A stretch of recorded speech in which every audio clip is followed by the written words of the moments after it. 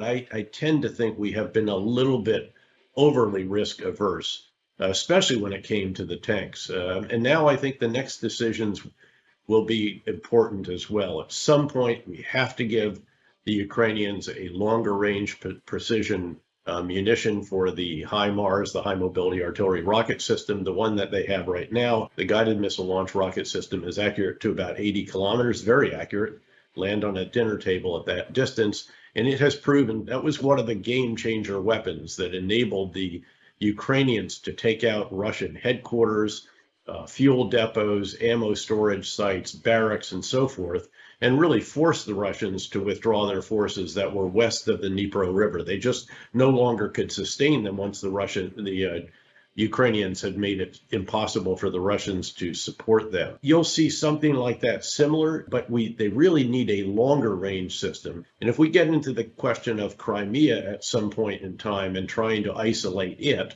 that's where you'd need a longer range as well. There are two options. The one that's most well known is the Army Tactical Missile System, accurate to about 300 kilometers.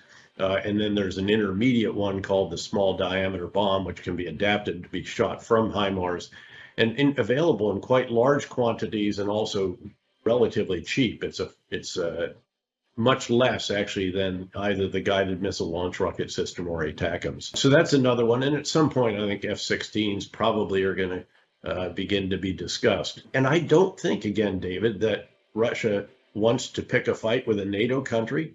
I think that they have recognized that use of tactical nuclear weapons would backfire on them. So I'm not sure what their options are. They make these threats, but in every case, they have proven to be empty. And I think that will continue to be the case.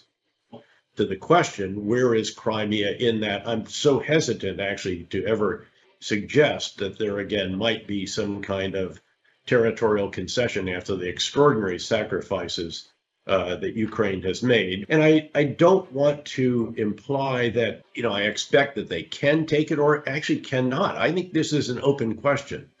Here's the scenario. If they can, in the spring-summer offensive this year, sever the ground link that Russia has, the ground bridge as it's called, that Russia has established that goes from Russia proper down into Ukraine. And so they block that.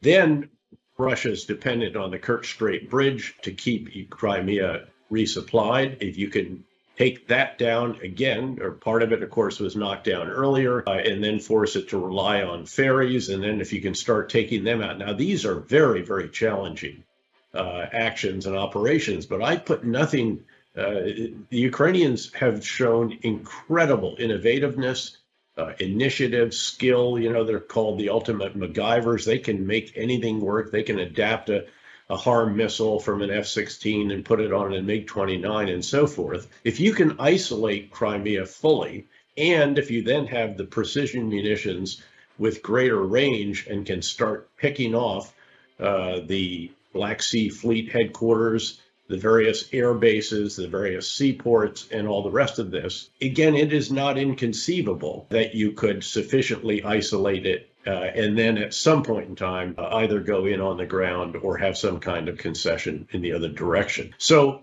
this is, I think, how you'd think about this, David. But again, so much of this is so dependent on that very first issue that we discussed, and that is the ability to generate additional forces and capabilities in the next few months.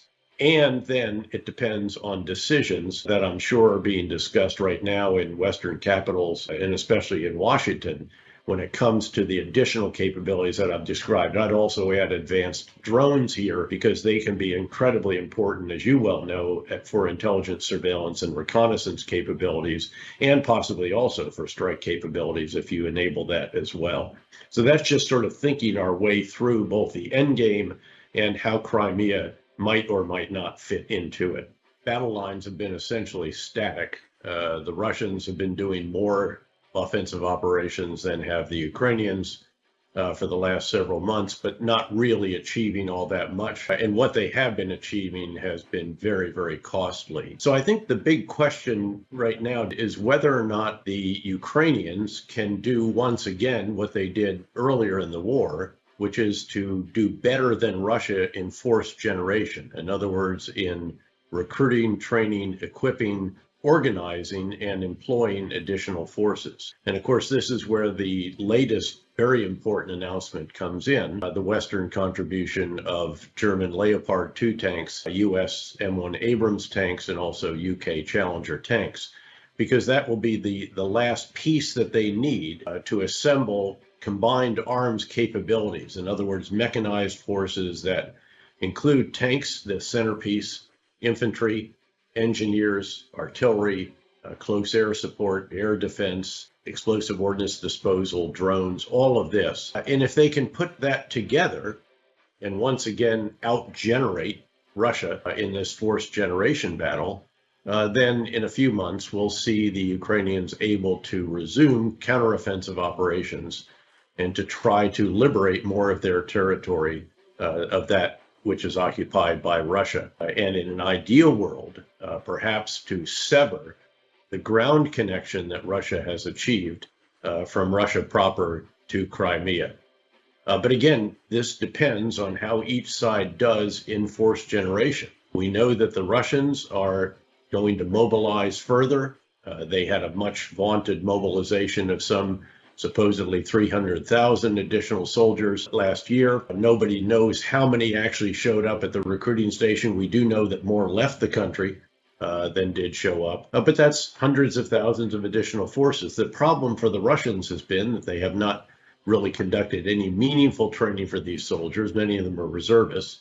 And they don't have the equipment for them at this stage either, because the export controls and other sanctions on Russia have taken a serious toll on the military-industrial complex of Russia, which is why, of course, the Iranian supplied drone have proved to be so important. So that's where we are right now, David. The question is, which side can generate more forces and more capable forces? Last year, the Ukrainians did that far better than did the Russians, helped enormously, of course, by the U.S. and other countries' provision of arms, ammunition, and other assistance. And we'll see if that plays out again this year. That would be my prediction, but it's going to take time to bring in these new weapon systems, the tanks, to put them together with the other capabilities that are required for combined arms operations, and then to position them, get the logistics set, and launch what will be probably a spring or late spring, early summer counteroffensive. Frankly, what they need to do is perform tasks that they should have been doing, 5 and 10 years ago. They need to conduct really rigorous training.